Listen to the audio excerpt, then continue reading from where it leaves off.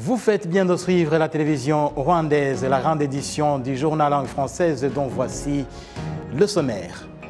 La secrétaire générale de l'Organisation internationale de la francophonie, Mme Louise Mushikiwabo, a révélé qu'elle va briguer un second mandat à la tête de l'organisation. Ouverture au Maroc ce lundi des 49e assises de la presse francophone sous le thème du leadership féminin. Jour J-1 pour l'ouverture de l'exposition internationale de Kigali 2022. Nous ferons le point sur ces derniers préparatifs.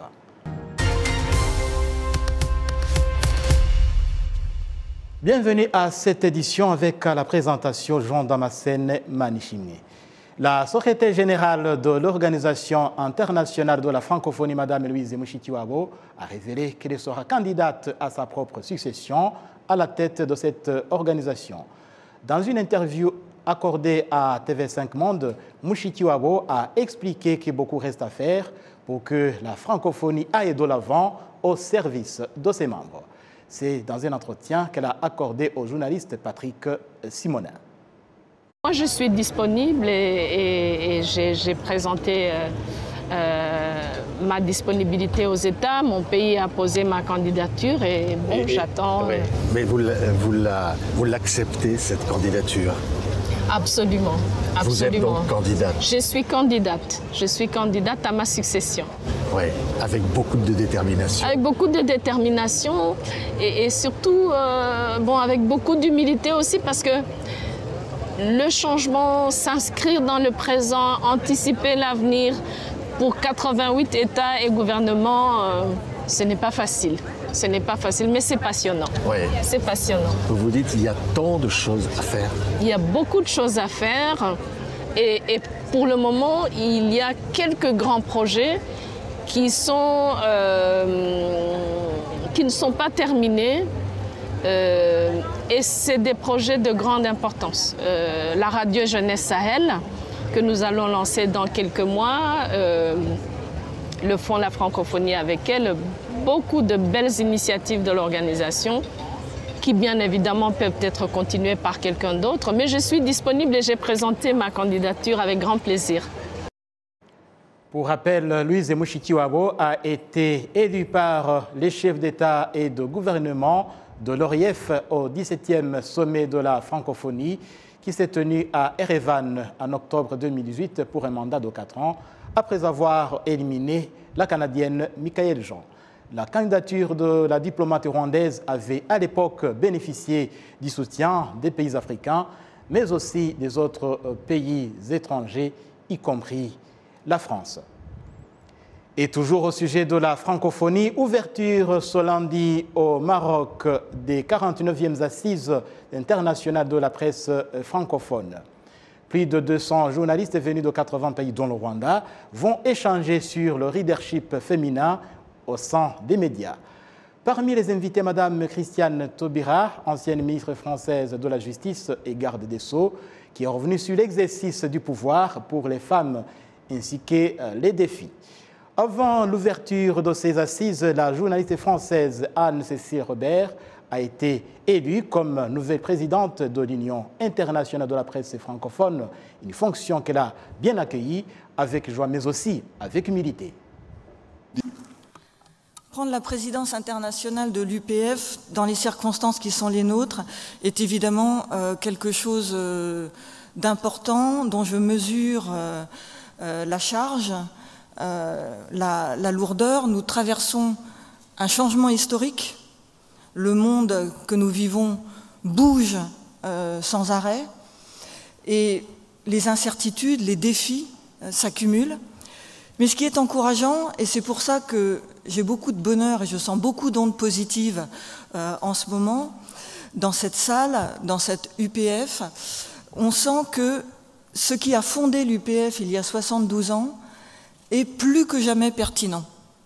C'est-à-dire l'idée de s'organiser, de s'encourager pour défendre la liberté d'expression, la liberté de la presse et aussi défendre la langue française.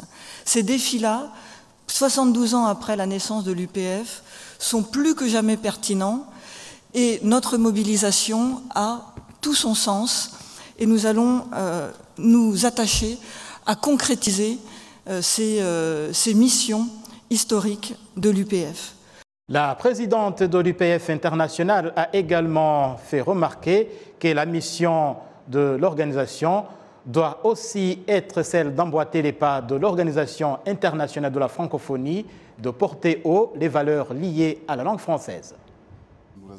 Notre langue française, elle aussi, est concurrencée.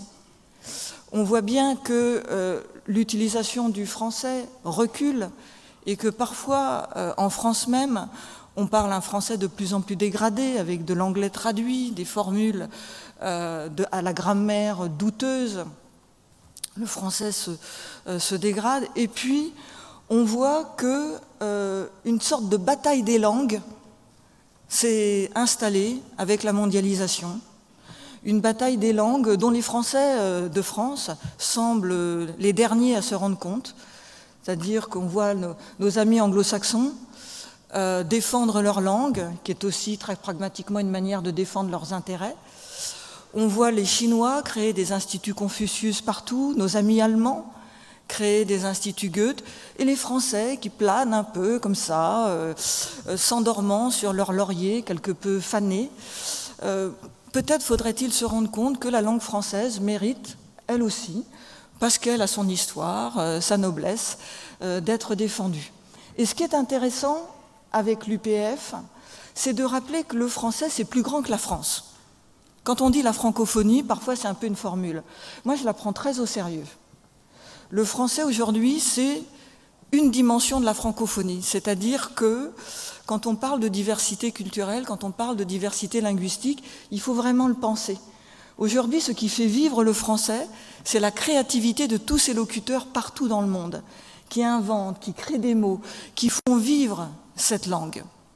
Et par ces assises, l'IPF invite au débat des femmes et leaders d'horizons multiples dans le but de dégager une feuille de route visant le renforcement du pouvoir d'action des femmes et leur promotion. Parlons gouvernance à présent. Le ministre de l'administration locale, Jean-Marie Vianney Gatabazi, exhortait les jeunes volontaires en province du Sud à transformer la mentalité et la manière d'agir de leur milieu de résidence. Le ministre Gatabazi a fait cette indication ce lundi en district de Rwamagana, à l'est du Rwanda, lorsqu'il a procédé à l'ouverture de la formation de 305 jeunes volontaires de cette province au centre de formation de la police nationale à Gishari. Cette formation va se focaliser sur le rôle des jeunes dans l'édification du Rwanda que les citoyens désirent.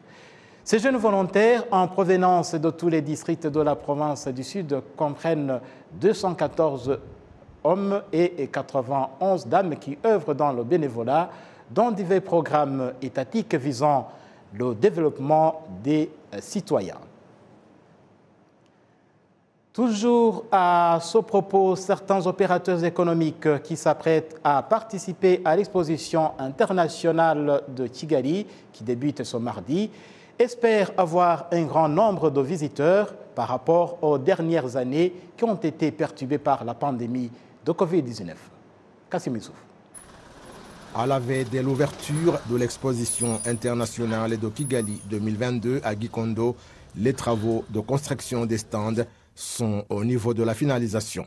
Certains opérateurs économiques, tant rwandais qu'étrangers, qui vont participer à cette exposition indiquent qu'ils procèdent aux préparatifs ultimes. Nous travaillons nuit et jour et les préparatifs sont presque à terme. Il n'y a aucune inquiétude. Mardi, nous serons à pied d'œuvre. Il n'y a pas de souci à se faire. Premièrement, le temps pendant lequel elle se déroule est bon pour moi. Il y a là où nous allons et on fait seulement une semaine, mais ici, c'est 3 semaines, ce qui nous donne l'occasion de discuter et de nous faire connaître aux clients. S'il n'achète pas le premier jour, il le fait une autre fois. Juste maintenant, nous ne sommes pas prêts, mais dans 2 jours, nous le serons parce que la plupart, nous travaillons nuit et jour, 24 sur 24 heures. Je suis confiant que nous allons démarrer avec les autres le 26. Certains ressortissants étrangers qui participent à plusieurs reprises à cette exposition indiquent que c'est la sécurité qui est en tête parmi les facteurs qui les poussent à participer à l'exposition de Kigali. La première fois que je suis venu ici, j'ai trouvé que le Rwanda est un bon pays qui jouit de la sécurité. Nous allons ailleurs et certes nous vendons, mais lorsque vous laissez vos produits pour vous rendre à l'hôtel, vous vous inquiétez beaucoup. Au Rwanda, ce n'est pas le cas. La Fédération rwandaise du secteur privé indique qu'on procède actuellement aux préparatifs ultimes et qu'on attend des nouveaux participants à l'exposition 2022. Il y a de nouveaux pays qui sont présents, disons peut-être 2, la Corée du Sud et le Danemark, mais il y a en général 20 et le Rwanda en tant que 21e. En fait, il y a chaque fois ici des nouveautés. La Fédération du secteur privé indique en outre que l'augmentation des participants à l'exposition, surtout ceux en provenance de l'étranger, c'est important pour l'investissement au Rwanda. Il y a ceux qui viennent et démarrent leurs affaires ici. Il y a ceux qui cherchent des distributeurs locaux. Au cours des 25 dernières années, il y a ceux qui sont venus installer des usines ici alors qu'ils avaient d'abord participé à l'exposition.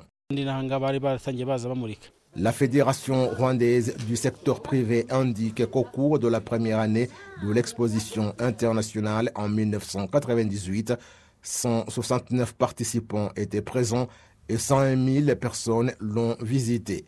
En 2019, le nombre des participants était de 461 et celui des visiteurs 329 000.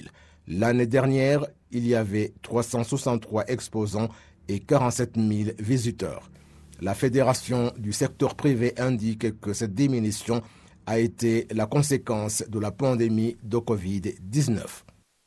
Le ministère de l'administration locale exhorte les autorités de base à privilégier le bien-être du citoyen dans tout ce qu'ils font. Indication faite alors que se clôturait dimanche la retraite de ces autorités dans le district de Bugesera à l'est du pays. Notre consul Kaitas Ouera nous en dit plus. Pendant 2 jours, ces dirigeants ont échangé sur les principes de la bonne gouvernance qui privilégie le citoyen, l'excellente prestation de services et le respect de tous les engagements tenus envers la population. S'agissant du développement, ces dirigeants ont évoqué les opportunités multiples de développement dont regorge la province de l'Est. Ils ont insisté sur les voies et moyens de rendre cette province le poumon économique du Rwanda, de garantir la sécurité alimentaire et de construire une économie de marché. Ces autorités n'ont pas manqué d'évoquer le renforcement de la sécurité et la résolution de tous les problèmes qui compromettent le bien-être social. L'Institut national des statistiques a saisi cette opportunité pour expliquer l'état d'avancement des préparatifs au 5e recensement de la population qui débute bientôt dans le pays. Il a indiqué que jusqu'à présent, le matériel de recensement a déjà été envoyé dans tous les districts du pays et 28 000 agents recenseurs sont déjà prêts pour cet exercice. Cette retraite qui se tenait au district de Bugesera à l'est du Rwanda a été officiellement close par le ministre de l'administration locale Jean-Marie Vianney Gatabazi. Il a exhorté les autorités de la province à approcher davantage la population, à assainir la collaboration de tous les organes en vue d'accélérer le développement de la population. On a recommandé que le paysan soit au centre de gravité, de tout ce qu'il planifie, tout ce qu'il pense faire. Il faut que le paysan soit au centre de toute discussion. Mais il faut qu'il ait déjà aussi quitté les bureaux pour aller à la proximité de la population et répondre aux besoins et aux demandes de la population. Et surtout résoudre les problèmes qui les ont été transmis par la population. Et aussi mobiliser les fonds pour pouvoir subvenir aux urgences de la population de la province de l'Est. Il y a l'usine de transformation du lait qui a été donnée par le président de la République du Rwanda pour pouvoir collecter le lait produit dans la province de l'Est et les environs, qui va recevoir plus d'1 million de litres par jour à partir du mois d'octobre et nous les avons demandé s'ils sont prêts à approvisionner cette usine parce qu'ils avaient demandé à haute voix et cette fois-ci le président a répondu à leur demande. On leur demande alors cette fois-ci de pouvoir préparer la population et surtout les éleveurs à préparer l'approvisionnement et de façon que le lait que l'usine aura besoin pourra être produit. Mais cela demande d'y travailler d'arrache-pied. Ce n'est pas quelque chose de très simple. Autrement, la province de l'Est, c'est une province qui est à vocation agricole. Il y a plusieurs cultures, le maïs, le sorgho, le haricot. Il y a aussi l'élevage de poissons dans les lacs qui sont dans la province de l'Est. Il faut qu'ils y mettent toute énergie pour pouvoir aider la population à produire beaucoup sur une superficie donnée et aussi approvisionner les poissons sur le marché du Rwanda. Les maires des districts de la province de l'Est se sont déclarés résolus à travailler d'arrache-pied pour mettre en pratique les programmes du gouvernement rwandais visant le bien-être de la population. Nous allons mettre beaucoup plus d'importance dans la création des infrastructures de base, des infrastructures nécessaires, comme par exemple des écoles, des postes de santé et également des routes, étant donné que dans la province de l'Est, spécifiquement dans le district de Rwamagana, un grand nombre de la population vivent de l'agriculture. Ils ont besoin des routes bien aménagées en fait qu'ils puissent quand même amener leurs récoltes au marché. Toutes nos discussions et entretiens étaient axés sur le développement économique, et l'avancement social et la bonne gouvernance, avec seul but d'éradiquer la pauvreté. C'est une retraite qui vient au moment propice du fait que nous venons d'entamer une année budgétaire 2022-2023 et avoir cette retraite tout au début est d'une importance capitale. Ont participé à cette retraite les autorités de la province, les comités exécutifs des districts, les membres des conseils consultatifs des districts, les secrétaires exécutifs des districts et les chargés de la planification dans les districts. Dernier élément de l'actualité nationale, l'Académie rwandaise de codage informatique, sise à Nyabihu, c'est à l'ouest du Rwanda, a vu sa première promotion clôturer 3 années de formation dans ce domaine. Il s'agit au total de 58 élèves qui disent que c'est un pas de géant réalisé dans le développement de la technologie au Rwanda. Suivez. Cette première promotion de l'Académie rwandaise de codage a suivi des cours sur l'ingénierie des logiciels, des cours permettant d'apprendre à mettre en œuvre la gestion de la configuration logicielle et à développer des applications logicielles embarquées et des cours sur la cybercriminalité. Chaque élève dispose des projets informatiques sur lesquels il travaille, dont les siens ou ceux d'entreprises rwandaises ou étrangères. Certains de ces étudiants ont déjà créé leur propre société dans le domaine de la technologie. Noiri Ejide est âgé de 19 ans. Il a, par l'intermédiaire de la société qu'il a dénommée Yombi Lab Limited, développé un programme informatique appelé Yombi.rw qui aide les avocats à recevoir et à bien sauvegarder les dossiers relatifs aux accusations de leurs clients pour les suivre de près sans se servir des documents jusqu'à ce que le verdict soit prononcé. Certains projets de ces développeurs de programmes informatiques ont commencé à donner des fruits.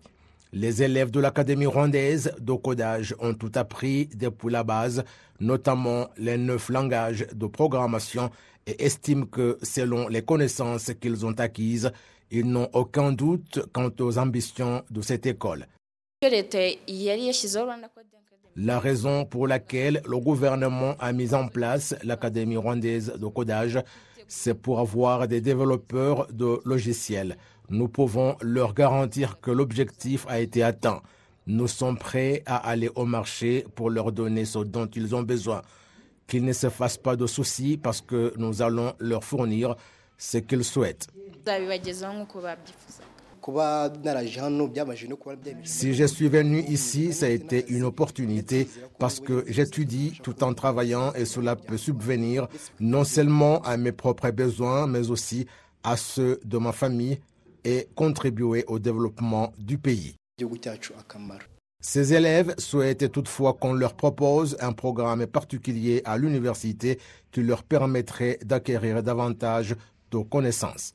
Il y a actuellement 2 institutions universitaires au Rwanda qui ont été invitées à démarrer un programme particulier qui sera dispensé aux lauréats de l'Académie rwandaise de codage. Le directeur de l'Académie rwandaise de codage, le docteur Niyigena Papias, indique qu'ils vont débuter ce programme dès la prochaine année académique.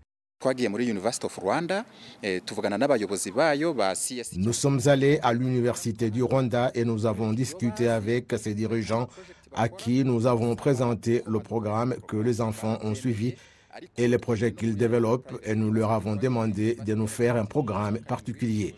Ils ont approuvé notre souhait et nous avons également contacté des institutions universitaires privées, notamment l'Unilag de Mudende, et ils nous ont dit qu'ils peuvent avoir un programme.